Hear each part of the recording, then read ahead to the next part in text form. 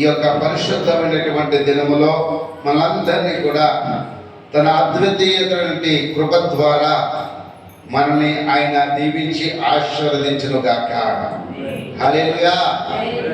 దేవుని యొక్క వాక్య భాగములో మనము చూసుకున్నట్లే ఈ రోజున చదువుకునేటువంటి 17వ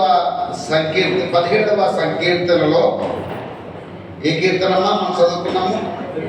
18వ సంకీర్తనలో మనము చదువుకున్నటువంటి చక్కని మాటలు మనం ఇంతవరకు విన్నాం. దీంట్లోని 2-3 వచనాలు నేను ఈ వాక్య భాగంలో దేవుడు మనతో మాట్లాడుతూ ఉంటున్నాడు. ఇక్కడ గమనించినట్లయితే ఈ వాక్య భాగంలో యెహోవా నా బలమా, యెహోవా నా శైలమా, యెహోవా నేను మొరపెట్టగా, యెహోవా అనగా ఇక్కడ చాలా ఆ మాటలు మనం వింటూ ఉంటున్నాం. ఇక్కడ దావీదు భక్తుడు పలికినటువంటి చక్కటి మాటలు బట్టి మొట్టమొదటిగా పలికినటువంటి మాట యెహోవా నా బలమా అన్నాడు. యెహోవా నా బలం అన్నాడు 1వ వచనంలో. అదే 2వ వచనంలో అంటాడు యెహోవా నా శైలము అంటాడు. యెహోవా నా శైలము అంటాడు. అలాగే 3వ వచనంలో యెహోవా నేను మొర్రపెట్టగా అంటున్నాడు.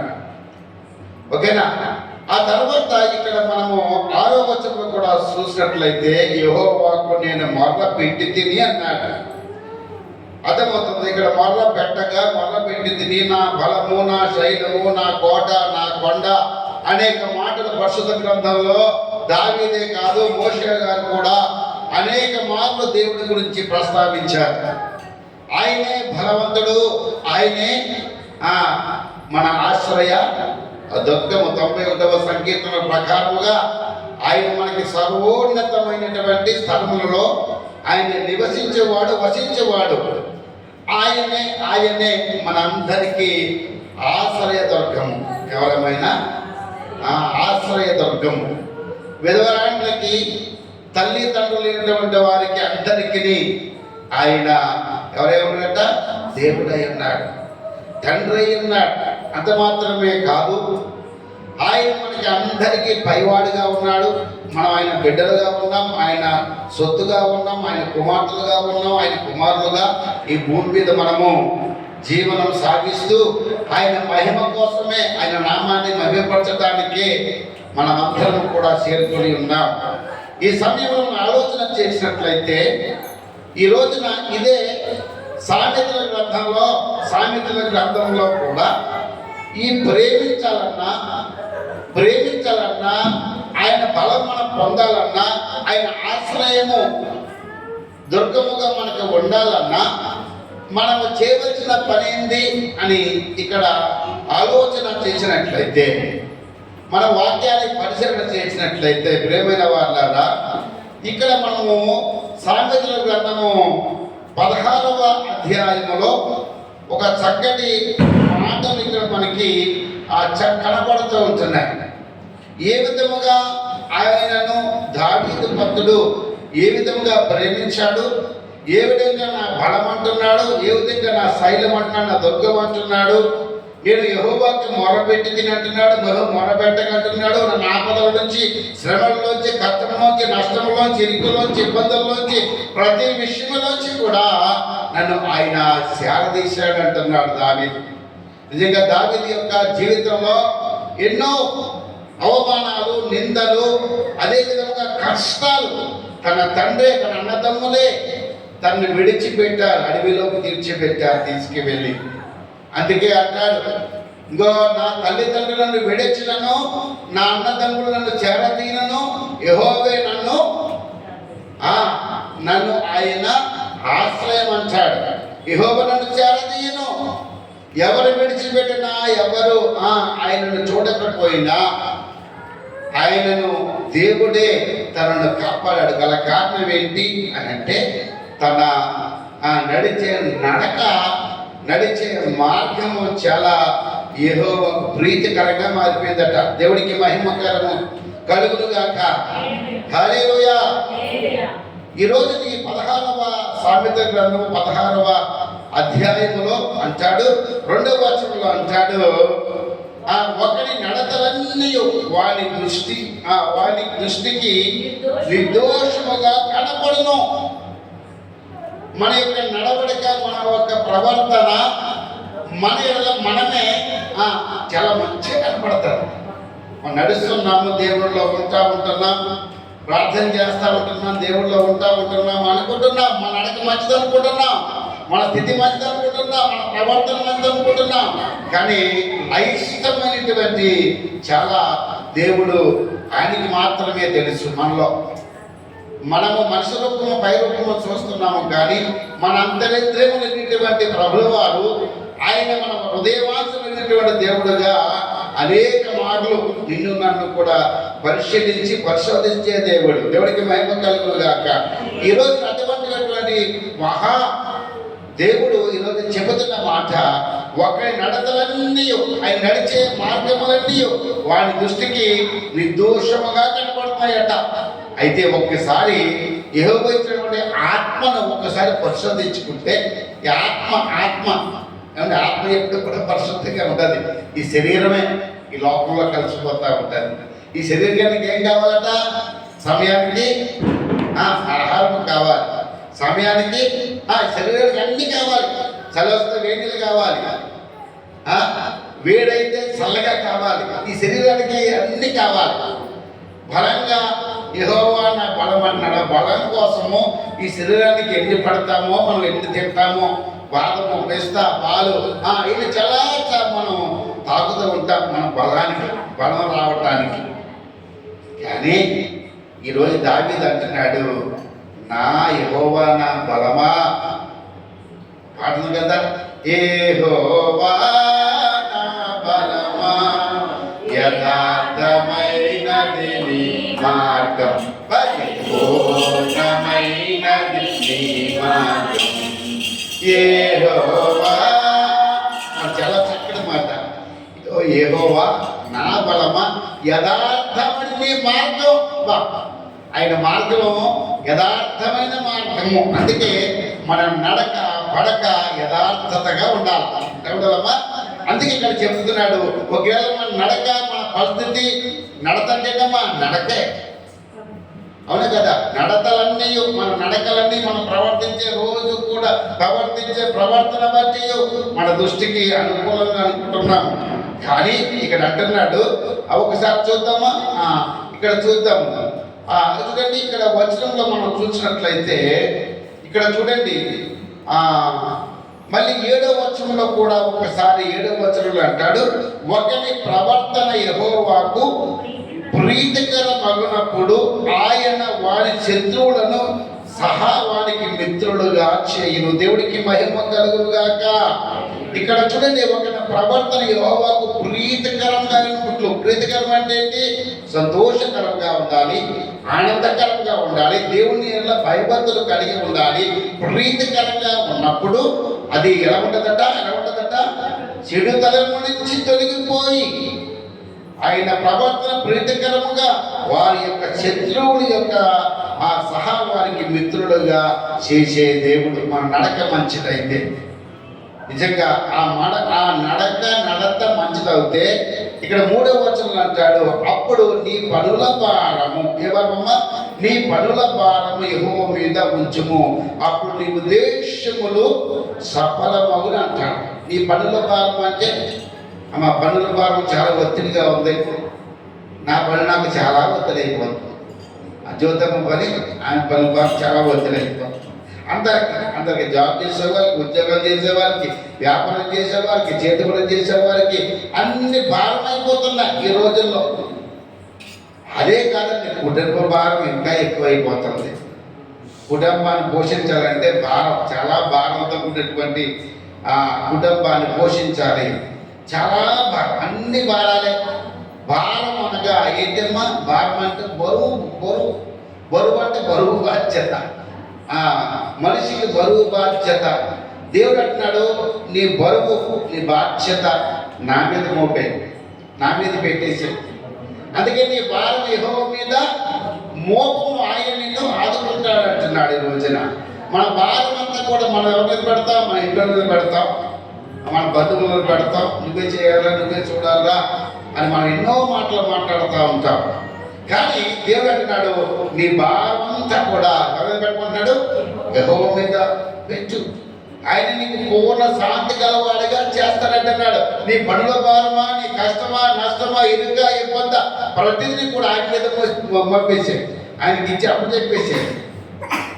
నీ భారం అంతా కూడా ఆయన మీద మోపేసే. అందుకే నీ భారాన్ని ఆయనకి అప్పచెప్తే ఆ భారం అంతా కూడా తీసేసి తేలికగా చేస్తాడు.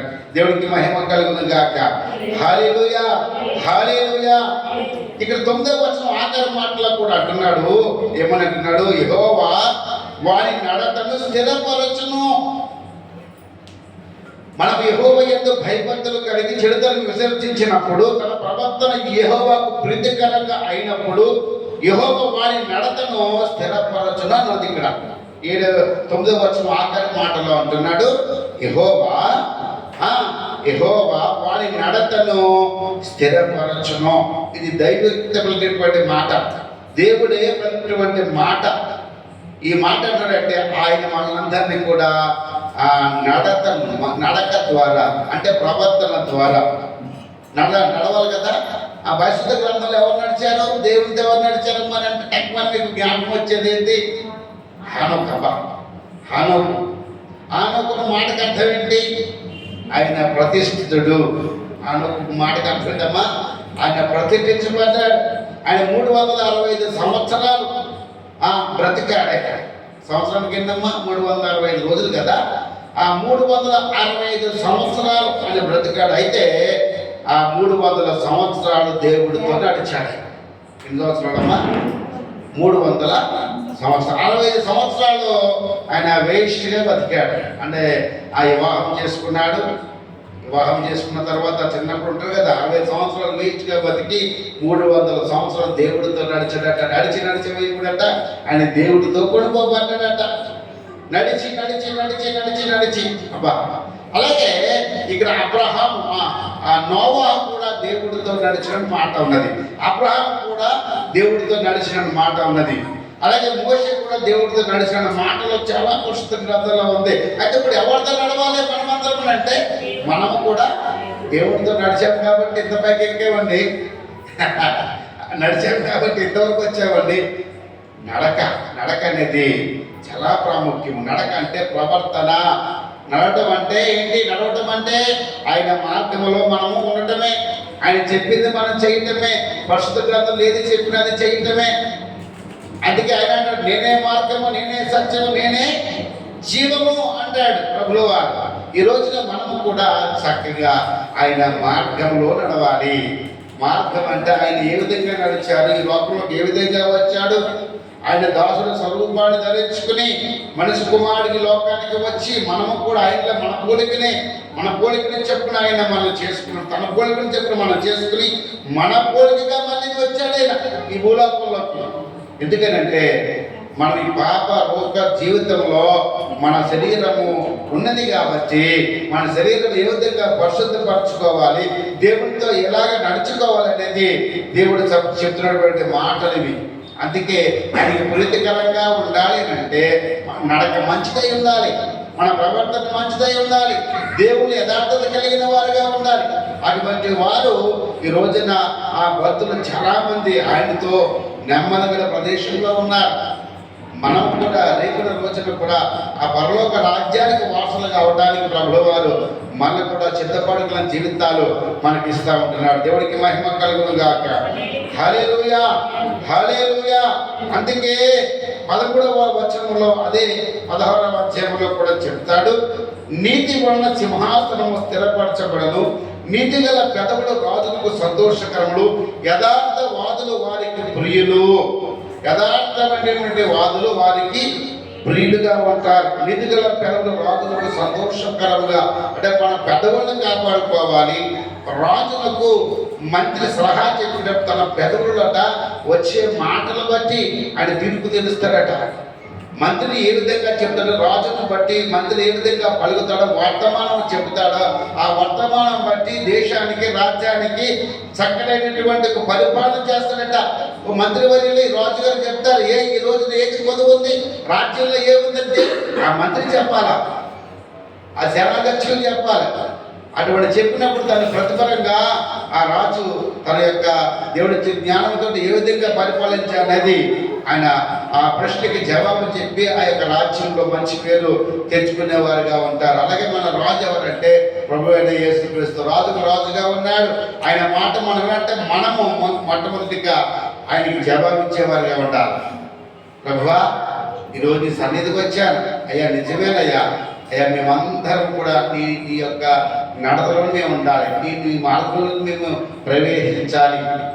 నిజంగా ఇక్కడ చూడండి 12వ అధ్యాయంలో కీర్తన గ్రంథంలో ఆ 12వ అధ్యాయం చక్కటి మాట ఉందమ్మా. అక్కడ ఆ 12వ అధ్యాయం ఒకసారి చూద్దామా, 11, 12 చూద్దాం. మనం ఇందా చదువుకున్నామా 17వ అధ్యాయంలో, 16వ అధ్యాయం చూడండి ఒకసారి. 16వ అధ్యాయం కీర్తన గ్రంథంలో 16వ అధ్యాయం 11వ వచనం అంటాడు ఇక్కడ, జీవ మార్గమును నీవు నాకు తెలియజేసేదవు, నీ సన్నిధి సంపూర్ణ సంతోషము కలదు, నీ కుడి చేతుల నిత్యము సుఖము కలదు. అబ్బా, ఎంత చక్కటి మాట అండి. జీవ మార్గమును నీవు నాకు తెలియజేస్తావు. ఎప్పుడు తెలియజేస్తాడో? జీవము, మరణము. జీవములో ప్రవేశించాలంటే ఏమి చేయాలి, మరణంలో ప్రవేశించినప్పుడు ఎలా ఉండాలనేది ఆయన మనకి తెలియజేస్తాడు. కాబట్టి జీవ మార్గములో మనము ఆయనే మార్గము, ఆయనే జీవము, ఆయనే సత్యము. కాబట్టి జీవ మార్గములు ఆయన మనకి తెలియపరుస్తూ ఉంటున్నాడు తన యొక్క వాక్య రూపంలో. సంగమా, ఆయన సన్నిధిలో సంపూర్ణ సంతోషం అండి. ఎక్కడ సంతోషం మనకి, ఎక్కడో సినిమాకి వెళ్తే, ఎక్కడో పంటలకి వెళ్తే ఏదో ఫంక్షన్ తక్కువ సంతోషం, అది కాసేపు సంతోషమే. నిత్యమైన సంతోషం ఎక్కడంటే దేవుడి యొక్క సంతోషము, ఆయన సన్నిధిలో సంతోషము. తన కుడి చేతిలో నిత్యము సుఖం అండి. ఆయన చేతిలో మనం ఉంటే నిత్యము సుఖముగా ఉంటామంటండి. అందుకే పడుకున్నప్పుడు సుఖంగా పడుకోవాలటానికి, నిద్రపోవడానికి దేవునికి మనం అప్పు చెప్తాం. అయ్యా, ఈ రాత్రి కాలంలో చక్కటి నిద్రను దయచేయండి అయ్యా, చక్కటి అయ్యా ఆ దర్శనం ద్వారా దర్శించండి అయ్యా అని ఏ విధంగా ప్రార్థన చేసుకుంటామో, నిజంగా ఆయన చేతులు కానీ కుడి చేతిలో ఏ విధంగా సుఖం అంట. సుఖం, అబ్బా ఎంత సుఖము. అందుకని చేతులు ఏముందమ్మా, కుడి చేతులు ఏముందట? ఆశీర్వాదం ఉంది.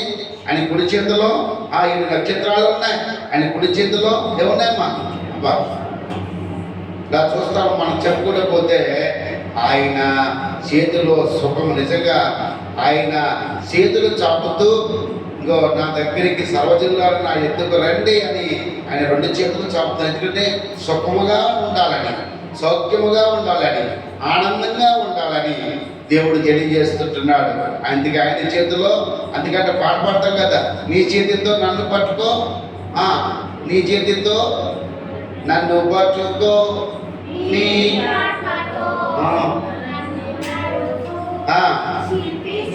శిల్పి చేతిలో అట. శిల్పి చేతులు నేను శిలనైపోయాను. ఆ శిలనైనటువంటి నన్ను శిల్పిగా చెక్కు. నీ చేతులతో చెక్కలేని ఒక రాయిని శిల్పి ఏ విధంగా రూపాన్ని తయారు చేస్తాడో, నేను శిలగా మారిపోయాను, మొండి హృదయంగా మారిపోయాను, ఒక రాయిగా మారిపోయాను. నన్ను ఒక శిల్పముగా చెక్కు, అందంగా చెక్కు, నీ చేతులతో చెక్కువయ్యా. ఆ పాటకర్థం అది. నీ శిల్పి చేతులతో నన్ను చెక్కుము, నీ ఆత్మలో నన్ను సంతోషం కలిగించడానికి నీ చేతుల్లో ఏముందట? ఆశీర్వాదం ఉందట. దేవుడికి మహిమ కలుగును గాక. ఈరోజు అటువంటి ఆశీర్వాదాన్ని మనం పొందుకోవాలి. నిజంగా ఇక్కడ చెప్పిన మాటలను బట్టి 18వ అధ్యాయంలో కీర్తన గ్రంథంలో 6వ వచనంలో అంటాడు, నా శ్రమలో నేను యెహోవాకు మొదలుపెట్టేదని నా దేవునికి ప్రార్థన చేసి అంటాడు. ఎక్కడ చేసేది ప్రార్థన? ఆయన తన ఆలయంలో ఆలకించి నా ప్రార్థన అంగీకరించును. ముందు ప్రశ్నించి జవాబు చెప్పేసి తర్వాత ప్రశ్న చెప్తున్నాడు. ఇక్కడ ఎక్కడ ప్రార్థన చేశాడు? శ్రమలో యెహోవాకు మొదలుపెట్టాడు. దేవునికి ప్రార్థన చేశాడు. తర్వాత ఆయన ఆలయంలోకి వచ్చాడు. అప్పుడు ఆలయంలో ప్రార్థించాడు. ఆయన అంగీకరించి మొదలుపెట్టి ఆయన సన్నిధిలో ఆయన చెవులు చేసినప్పుడు భూమి కంపించింది, పర్వతం పురాలు వణికించాయి. ఈ విధంగా చెప్పుకుంటూ పోతే సర్వోన్నతుడు తన ఊరుమధ్వని పుట్టించి అనేకమైనటువంటి మెరుపులు మెండుగా మెరిపించి, యెహోవా నాసిగ్రంథంలో ఊపిరి నీవు వడివడిగా చేశావు కదా, ఇవన్నీ కూడా భూమికి పునాదులు బయలుపడకే ముందు ఉన్న స్థలం ఉన్నత స్థలము నుండి చెయ్య చాపి ఆయనను పట్టుకున్నాడు. ఉన్నతమైన స్థలముల మీద మనందరినీ కూడా ఆయన చెయ్యి పట్టుకుని చెయ్యి వదలకుండా ఆయన పట్టుకుని మనల్ని నడిపిస్తున్నాడు. మనం పడిపోకుండా మన చెయ్యి పట్టుకుని నడిపిస్తాడంటే చిన్నప్పుడు మనం అందరం కూడా చిన్నప్పుడు ఆ బుడ్డి నడకలతోటి పడిపోతూ లేస్తూ ఉన్నప్పుడు మన తల్లిదండ్రులు తల్లి ఆ సగ్గ లేపి రాబాబా అని ఏ విధంగా చక్కగా పిలుస్తుందో అలాగే ప్రభు అయినటువంటి తండ్రి మన యొక్క ప్రభువు వారు మనకు కూడా ఆ విధంగా నడిపిస్తూ వచ్చాడండి. ఈ రోజున మన నడక అందుకే అంటాడు కదా, బాలుడు సామెతల గ్రంథం 6వ అధ్యాయం అనుకుంటా 9వ అధ్యాయం చూడండి, అది అంటాడు, బాలుడు నడవవలసిన త్రోవను వారికి నేర్పిస్తే వారు పెద్ద తర్వాత ఏమైపోరటమ్మా తొలగిపోరట. చాలా చక్కటి మాట కదా అక్కడ. బాలుడు 22వ అధ్యాయము సామెతల గ్రంథము 22వ అధ్యాయంలో 6వ వచనంలో ఇక్కడ చెప్తుంటున్నాడు, బాలుడు నడవలసిన త్రోవను వారికి నేర్పము, వాడు పెద్ద అయినప్పుడు దాని నుండి వాడు తొలగిపోడు అన్నాడు. పెద్దదైన ఒప్పుడని ఒకడు అంకేసి పుట్టినట్లో వృద్ధుడైనప్పుడు అంటే ముసలివాడైనప్పుడు కూడా వాడు ఆ నడత యందు వాడు తొలగిపోడు. ఏ విధంగా చిన్నప్పటి నుంచి మన పిల్లల్ని మనం నడిపించామో దేవుడు కూడా మనం నడిపిస్తూ పోషిస్తూ సంరక్షిస్తున్నాడు. కాబట్టి ప్రియమైన వాళ్ళారా, ఆయన మార్గంలో మనం ఉండాలి. ఆయన జీవ మార్గం మనకు తెలియజేస్తాడు. ఆయన వాక్యం ద్వారా మనకు తెలియపరుస్తాడు. మన జీవితం యొక్క గోలు, మన జీవితం యొక్క పరమార్థం ఆయన మనల్ని ఎలాగా చేయబట్టి నడిపించడానికి కూడా ఆయన మనల్ని ఎన్నుకుని దేవుడు నిజంగా ఆయన నడుస్తూ ఏమంటే ఇద్దరు వ్యక్తులకి మరణం లేకుండా ఆయనతో వెళ్ళిపోయారట. ఒకరేమో ఎవరంటమా హనోకు, వేరొక వ్యక్తి ఏలియా. వీరిద్దరు కూడా ఈయనేమో ఆయనతో నడిచి వెళ్ళిపోయారట, ఈయనేమో అగ్నిరథాలతో కొనిపోబడ్డాడట. ఈ రోజున మనము కూడా మరణము రుచి చూడకుండా మరి బ్రతికి నలుడప్పుడు అని ఇక్కడ రాశాడు. నిజంగా మరణం అందరికీ వస్తుంది, కానీ మరణించి లేచి 3వ రోజున ముద్దుగేడుగా కట్టినటువంటి ప్రభువారు ఈ రోజున ఆయన పునరుద్ధాన బలాన్ని యెహోవా నా బలమా అని ఎందుకంటే ఆయన బలాన్ని మనకి ఇవ్వటానికే, ఆయన కేడు మనకి ఇవ్వటానికే, ఆయన ప్రతిదిని కూడా మనకి ఇవ్వటానికి లోకానికి వచ్చాడు. అందుకే మనం ప్రతి వారం తీసుకుంటున్నామమ్మా, నెలకు ఒకసారి తీసుకుంటున్నాం, వాళ్ళ సంస్కారం తీసుకుంటున్నాం. ఆయన బలం మనకి ఇస్తా ఉంటున్నాడు. ఆయన దుర్గంగా ఉన్నాడు. మనం మొరబెట్టినప్పుడు మన మొరాలకించి ఆయన ప్రతిఫలము ఈవులు మనకి ఇస్తా ఉంటాడు. దేవుడికి మహిమ కలుగును గాక. హల్లెలూయా, హల్లెలూయా, హల్లెలూయా. ఇక్కడ చూడండి, సామెతల గ్రంథంలో కూడా మన మొదటి అధ్యాయం 33వ వచనంలో కూడా మనం చూసినట్లయితే అక్కడ కూడా ఒక మాట ఉంటుంది, చూద్దాం. అక్కడ 1వ అధ్యాయము సామెతల గ్రంథం 33వ వచనంలో ఒక మాటను చూద్దామా.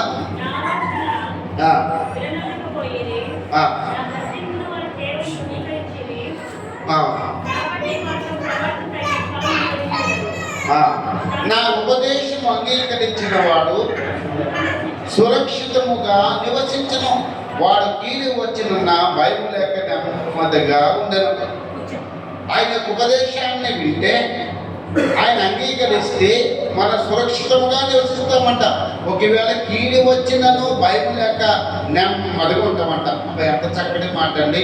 ఆయనతో మనం నడిస్తే, జీవిస్తే, పయనిస్తే ఆయన మనకి స్నేహితుడిగా, ఆయన మనకి తండ్రిగా, ఆయన మనం పోషించేవాడుగా, ఆయన మన యజమానిగా, నిజంగా ఆయన గొప్ప మంచి స్నేహితుడిగా మనము ఈ రోజున ఆయన నిండులో మనం ఉంటే ఆ సురక్షితంగా ఉంటామంట. ఆయన ఉపదేశాన్ని మనం అంగీకరించి ఆయన మనం ఒకవేళ కీడు వచ్చిన భయం లేక నెమ్మదిగా ఉంటామంట. ఆ నెమ్మది మనకి కావాలండి. కుటుంబంలో కానీ ఎక్కడ కానీ మనకేం కావాలంట? నెమ్మది కావాలి, నెమ్మది కావాలి. నెమ్మది లేకపోతే లోపల ఏమంటే నెమ్మది లేకపోతే ఎటు వెళ్ళిపోతాం. నెమ్మది లేకపోతే ప్రాణానికి అలసిపోతుంది. నెమ్మది లేకపోతే మనకు ఎటో ఏందో తోచక ఎక్కడికి వెళ్ళాలో తెలియక అలాగా నెమ్మది. అందుకే నోవాహుకు నోవాహుని ఎందుకు దేవుడు చూశాడంటే, నోవాహుకు మాట అర్థం ఏంటంటే నెమ్మది. అంటే నోవాహు తన తరములన్నింటిలో అందరిలో కూడా మంచి నీతిమంతుడుగా నిందారహితుడుగా ఉన్నాడు. అందుకే ఆయన నెమ్మది కలిగి ఉన్నాడు కాబట్టి దేవుడు ఎన్నుకున్నాడు. ఈరోజు నెమ్మది లేకుండా ఉన్న ఎవరైతే ఉన్నారో వాళ్ళందరికీ కూడా దేవుడు నెమ్మది ఇవ్వబోతా ఉంటున్నాడు. ఆ నెమ్మదికి నోవాహు గారు ఏ విధంగా ఎన్నుకున్నాడు? ఆ నెమ్మదికి సురక్షితంగా ఆయన నీడలో మనం ఉండాలంటే, ఆ నెమ్మది మనకి కలగాలంటే ఆయన మార్గంలో మనం నడవాలి, పయనించాలి. అందుకే ఆయన చెప్పిన సత్యాన్ని మనము వినాలని ప్రభుపేట మరి మనం చేస్తూ ఉంటాం. నాకైతే ఒక మాట చెప్పి నేను ముగించేస్తూ ఉంటున్నాను. చూడండి, ఇదే మాట మనము కీర్తన గ్రంథంలో 16వ అధ్యాయములో 3వ వచనంలో కూడా ఆ మాటను మనం చూడొచ్చు. 16వ అధ్యాయము 3వ వచనము. 16వ అధ్యాయము 3వ వచనంలో నేను ఇలాగ అందును, భూమి మీద ఉన్నటువంటి భక్తులే శ్రేష్ఠులు, వారు కేవలం నాకు ఇష్టులు అన్నారు. యెహోవాని విడిచి వేరొకరిని అనుసరించిన వారికి శ్రమలు వస్తాయి. ఎందుకంటే వారికి సౌభాగ్యములు, పాణిమ భాగములు కాపాడుకోవటానికి, మనోహర స్థలంలో వారికి పాడు పంపించడానికి, శ్రేష్టమైన శ్వాసము వారికి కలగటానికి భూమి మీద ఉన్నటువంటి భక్తులే కేవలము కరెక్ట ఆయనకి ఇష్టలు. మన శ్రేష్ఠులుగా మన దేవుడు ఇచ్చాడు కాబట్టి ఇష్టమైన వారుగా ఉన్నాం. ఆయనకి ఇష్టమైన వారుగా ఉన్నట్లయితే ఆయనకి ఇష్టం అంటే ఏంటమ్మా? ఆయన మార్గంలో నడవడమే ఇష్టం.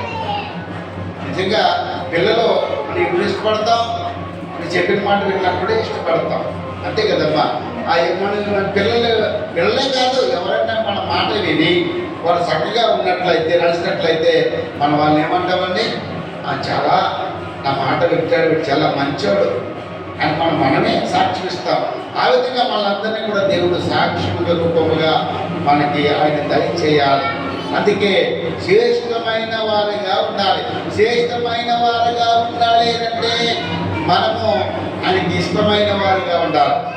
ఆయనకి ఇష్టమైన వారుగా ఉండాలంటే ఆయన మార్గంలో మనం నడవాలి. నడత ఒకటి నడత ఆయనకి వారికి ఏమనుకుంటుందంట? మంచిగా అనుకుంటుందట, కానీ తుదికి అది మరణానికి దారితీస్తుందని సామెతల గ్రంథంలో కూడా మాట చదువుకొని ముగించుకుందామా? ఒకసారి ఆ మాట కూడా చదువుకొని ముగించుకుందాం. చూడండి, ఆ మాట ఎక్కడ ఉన్నది చూడండి అమ్మ ఒకసారి.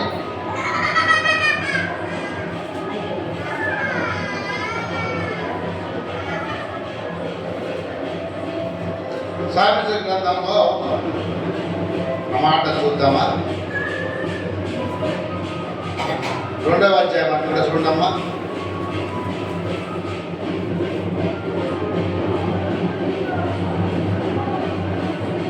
సామెతల గ్రంథంలో ఆ నడకల బట్టి ఒకసారి మనము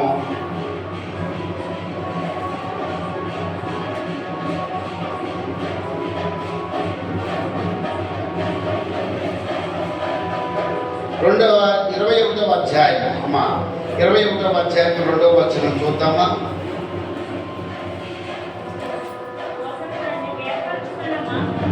ఆ 21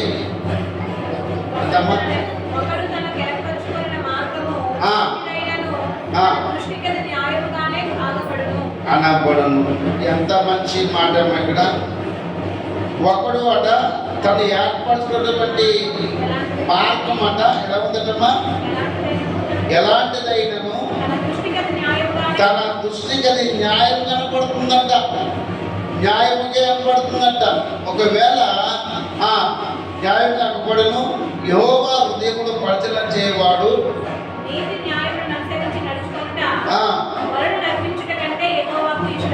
అది. ఇక్కడ చూడండి అమ్మ, చక్కటి మాట. ఒకటే తనకు ఏర్పరుచున్నటువంటి మార్గం ఎట్టిదైనను తనకు దృష్టికి అది న్యాయం కనపడుతుంది, కానీ తుదికి అది మరణానికి దారి తీస్తుంది. ఎందుకమ్మా? మరణానికి దారి తీస్తుందట. ఆ మాట కూడా మనము ఒకసారి 14:12 చూద్దాం. సామెత గ్రంథము 14:12.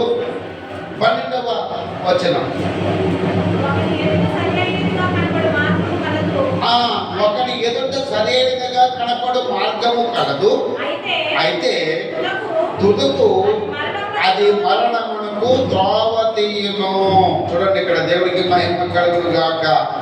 నా మార్గము మంచిదేనండి అని ఒకసారి అనుకుంటా ఉంటారు. యెషయా తన యొక్క కుమారులందరినీ కూడా సొలొమోను యొక్క సౌలు యొక్క రాజ్యంలో సేనాధ్యక్షులుగా పనిచేస్తూ ఉంటారు. కానీ దావీదు మాత్రం ఒక్కడనే గొర్రెలకు కాపలదారుగా అప్పచెప్పారు.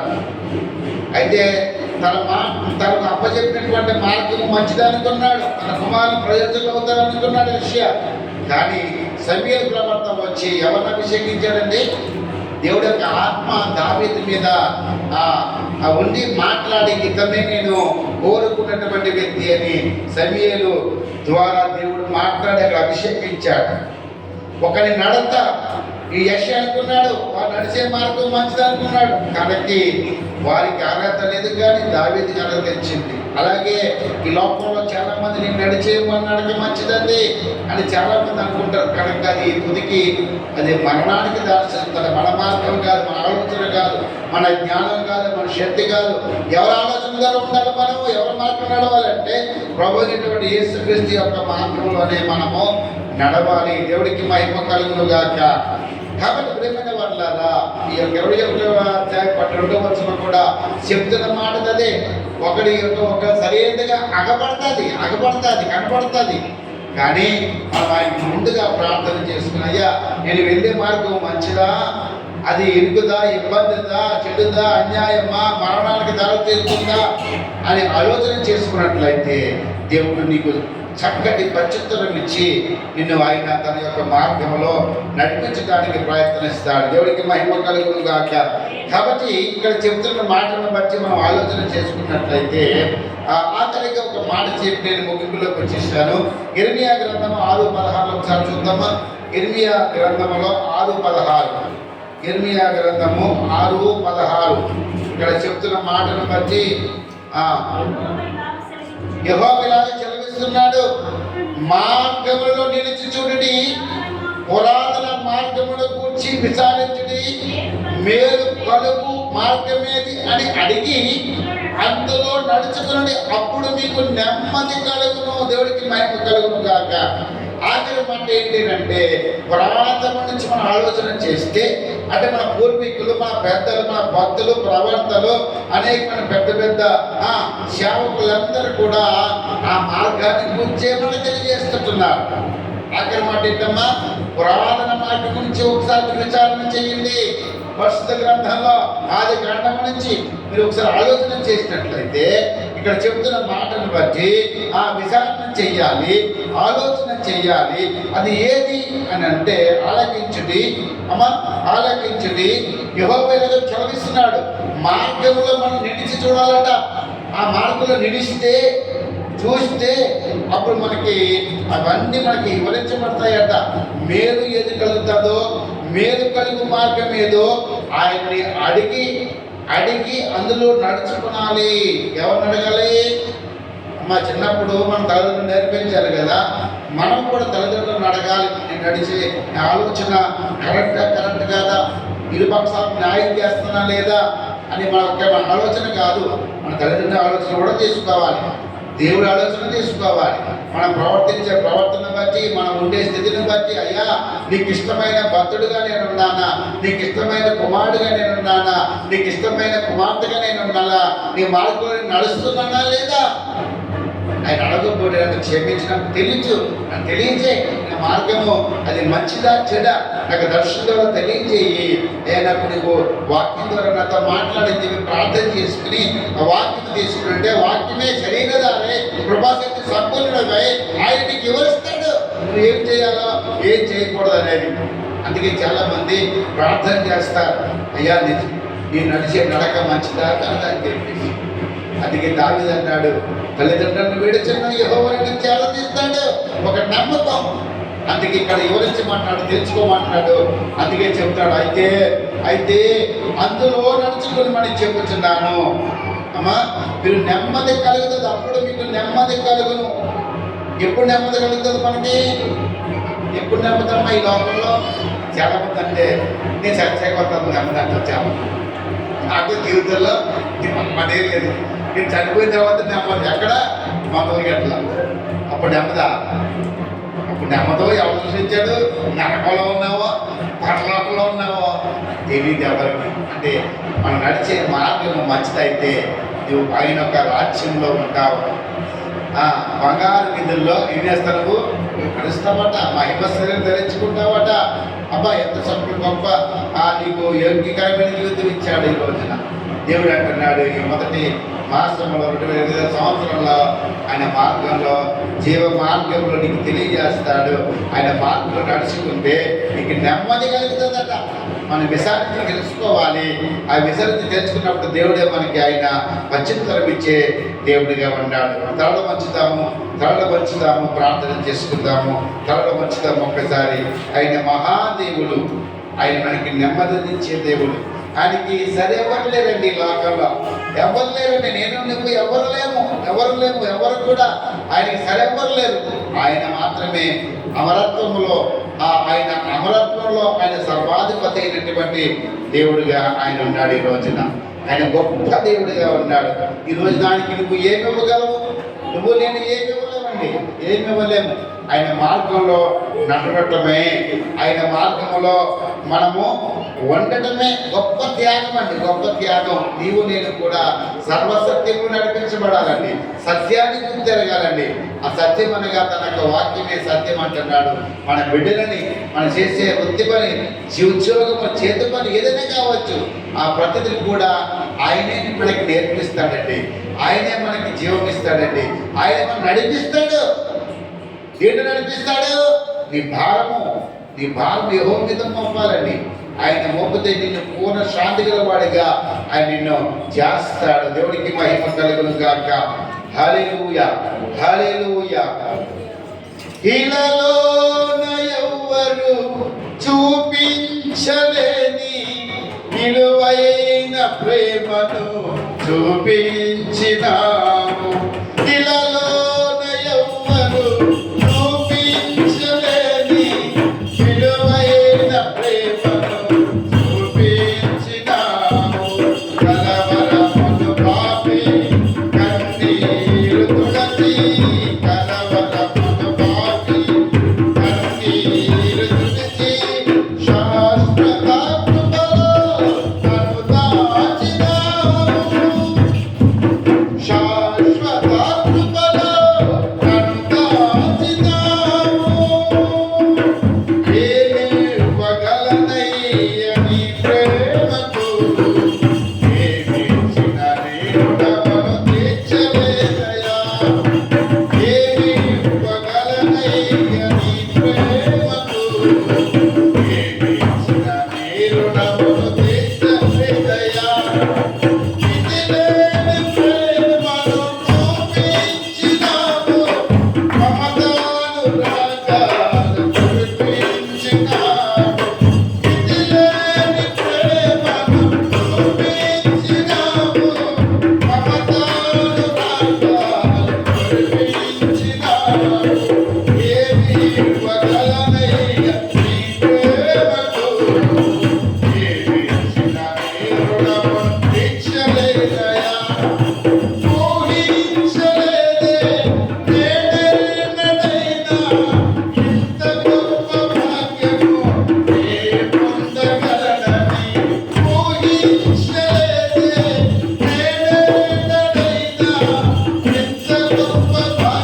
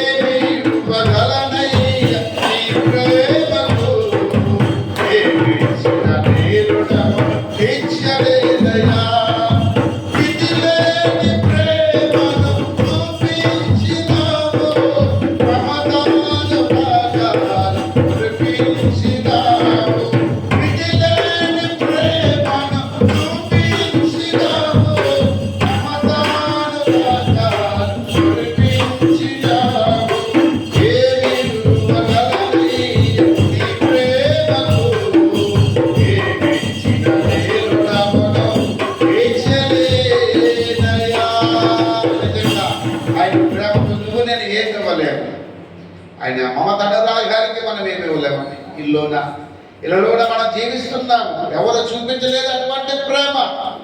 నిజంగా విలువైన ప్రేమను చూచాడు. ఆయన కరాలు 2 చేతులు చాపాడు, నీ కన్నీళ్లను తుడిచాడండి.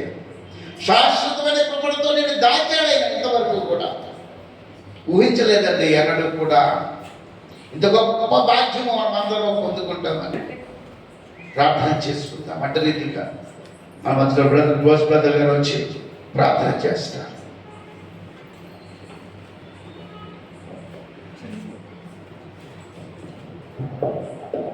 అర్థం చేసుకుందామండి. దయచేసి అందరూ కళ్ళు మూసుకున్నట్లయితే. పరిశుద్ధుడా పరిశుద్ధుడా మహాగణుడా, ఈ ఘనమైన నామానికి స్తోత్రములు వందనములు స్తుతులు చెల్లించుకుంటున్నాం ప్రభువా. ఇదిగో తండ్రి, నీ పునరుద్ధాన దినముల తండ్రి జ్ఞాపకం చేసుకుంటాము తండ్రి. మీరు ఇచ్చిన కృపను బట్టి, దయని బట్టి, ఆరోగ్యాన్ని బట్టి తండ్రి, ఈ సమయాన్ని చూడలేక ఈ భూమి మీద ఎంతో మంది కన్నులు మూసిన వారి సైతం లేకపోలేదు ప్రభువా. మేము సజీవులుగా ఉన్నాము అంటే అది కేవలము మీరు సజీవమైన దేవుడు కనుక మమ్మల్ని సజీవులుగా ఉంచారు. ప్రభానికి స్తోత్రములు వందనములు తండ్రి. మేము సజీవులుగా ఉన్నాము కాబట్టి నీతిమంతులు మరి కాదు కానీ ప్రభా, కేవలము మీ కృప, మీ వాత్సల్యము, మీ ప్రేమ, నీ కరుణ, నీ జాలి, కలవరి శిలువలో మీరు చేసిన ప్రాణ త్యాగాన్ని బట్టి తండ్రి, మేము నీ పాదాల చెంత ఉండడానికి మీరు కృపను చూపించారు. వందనములు స్తోత్రములు దేవా. ఇదిగో తండ్రి, ఈ పునరుద్ధాన దినము మా బ్రతుకుల్లో దీవెనకరంగా ఆశీర్వాదకరంగా ఉన్నట్లు దాన్ని ఆచరించే విషయంలో నీవు నీతిమంతులు గనక, పరిశుద్ధులు గనక మమ్మల్ని కూడా పరిశుద్ధముగాను నీతిగాను ఆచరించమని ఈ ధర్మశాస్త్రములో మీరు లిఖించబడిన వాక్కును జ్ఞాపకం చేసుకుంటూ ప్రభువా, నీ అందు భయభక్తులు కలిగి తండ్రి ఈ పునరుద్ధాన దినాన్ని నేను ఆచరించే వాక్యాన్ని మాకు దయచేశారు. మీకు వందనములు స్తోత్రములు దేవా. ఇదిగో తండ్రి, ఈ జీవమార్గ సంఘాన్ని మీరు జ్ఞాపకం చేసుకోండి తండ్రి. ప్రభువా, అనేకమైన జనాంగానికి మీరు నడిపించండి దేవా. నూతన ఆత్మలను మీరు నడిపించండి తండ్రి. ఇదిగో ప్రభువా, ఈ జీవమార్గంలో కాలు పెట్టిన ప్రతి వారు తండ్రి నీ ఇచ్చే రాజ్యంలో వారసులు ఉన్నట్లు తండ్రి, ఇక్కడ బోధిస్తున్న ప్రతి మాటని తండ్రి విని విడిచిపెట్టక హృదయం అనే పలక మీద దాన్ని రాసుకోవడానికి తండ్రి మీరు కృప చూపించండి. వాక్యము విని దాన్ని మర్చిపోకూడదు ప్రభా. నెమరు వేసుకుని వాక్యాన్ని మాకు దయచేయండి ప్రభా. సమయమందు అసమయమందు తండ్రి నీ వాక్యాన్ని మేము జ్ఞాపకం చేసుకునే ఆయన వసలబాటు మాకు కల్పించమని నీ పాదాలు మటుకు వేడుకుంటున్నాము తండ్రి. ఇదిగో ప్రభా, దైవదాసులు బోధించిన వాక్యము ఎంతో జ్ఞానము కలిగింది ప్రభా. ఇదిగో జ్ఞానం ఎక్కడ దొరుకును అంటే అది యెహోవా యొద్దే దొరుకును తండ్రి. జ్ఞానము లోకములో ఉన్న జ్ఞానం పనికిరాదు ప్రభా. పరలోకములకి చేరాలంటే తండ్రి నీ జ్ఞానం మాకు కావాలి తండ్రి. ఇదిగో తండ్రి, ఇక్కడికి వచ్చిన ప్రతి ఒక్కరిని మీరు జ్ఞాపకం చేసుకోండి ప్రభా. చిన్నపిల్లల్ని, వృద్ధుల్ని, యవనస్తుల్ని మీరు నాయన జ్ఞాపకం చేసుకుని దీవించండి, ఆశీర్వదించండి ప్రభా. ఎవరు హృదయ వాంఛలు ఎలా ఉన్నాయో మాకు తెలియదు కానీ ప్రభా, మనిషి అంతరంగ భావాన్ని ఎరిగిన వాడు నీ ఒక్కడవే తండ్రి. మేము మనుషులు పై రూపాన్ని చూస్తాం కానీ అంతరంగ భావాన్ని ఎరిగే జ్ఞానం మాకు లేదు ప్రభా. ఇదిగో తండ్రి, ఇక్కడికి వచ్చిన ప్రతి ఒక్కరిని మీరు జ్ఞాపకం చేసుకోండి. వారి వారి హృదయవాంఛలు మీరు నెరవేర్చండి తండ్రి. ఏ ఆలోచన కలిగి ఇక్కడికి వచ్చారో ప్రభా, అది సఫలమగినట్లు మీ సహాయం దయచేయమని ప్రార్థన చేస్తూ ఉన్నాం ప్రభా. ఇదిగో తండ్రి, పాస్టర్ గారిని మరి నాయన తను ప్రేమించిన తన సతీమణ్ణి మరి అలాగే వారిద్దరిని ప్రేమించిన 2 కుమారులు కూడా మీరు దీవించండి, ఆశీర్వదించండి. ఆనంద్ బాబు గారి తల్లి గారిని కూడా జ్ఞాపకం చేసుకోండి తండ్రి. వృద్ధాప్యంలో నీ సన్నిధిలో కూర్చుంటున్నారు ప్రభా. ఇదిగో తండ్రి, ముదిమే వచ్చే వరకు నీ సన్నిధిలో ఉండినట్లు మీరు కృప చూపించమని, అన్ని విషయాల్లో మీరే మహిమ, ఘనత, ప్రభావాలు పొందుకోమని ఈ ప్రార్థన నీ ప్రియకుమారుడు మా అందరి రక్షకుడైన యేసుక్రీస్తు వారి అతి శ్రేష్టమైన నామంలో సమర్పించి వేడుకుంటున్నాము తండ్రి. ఆమేన్. ప్రార్థించేటువంటి బ్రదర్కి చాలా వందనాలండి. ఈ సమయంలో ఒక చిన్న పల్లవి వాడుకుందాము, కానుకలు అర్పించుకుందాము. పల్లవి